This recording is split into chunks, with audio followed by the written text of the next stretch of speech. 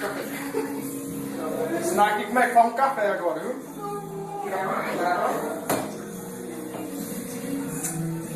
Vai, tá com a cua aí? Bota água, bota muito. Porque tem macho demais aqui em casa. Quantas colheres de café tu usou aí? Usei 3. Mas quem quer um cafezinho mais forte, bota 4. Fica melhor. Mais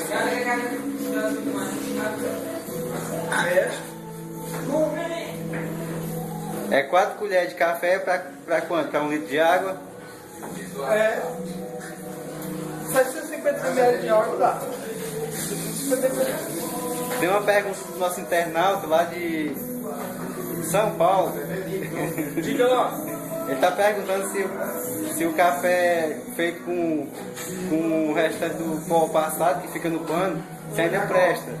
Não, eu não aconselho isso para nem fazendeiro fazer isso não, porque café com pó do dia passado faz mal pra barriga. Da caganeira. Dá caganeira. Do metano. Aí o que é que acontece? Tem que usar o pó novo. Café da cafeteira é melhor no quadro é mais forte? Pra você que tá aí na sua casa, faça na cafeteira.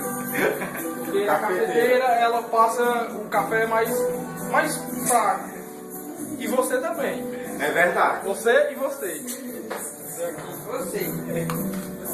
2, 3, 4. O meu. Adoro. E muquinha, deu o cu já. Aí dentro. Não comer hoje. Adoçou. É o café do Tica aí. Tá bom de açúcar. Pega a garrafa.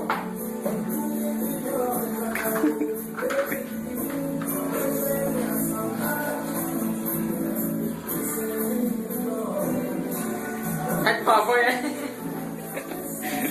Sobra quase 1 litro. Sobra quase 1 litro.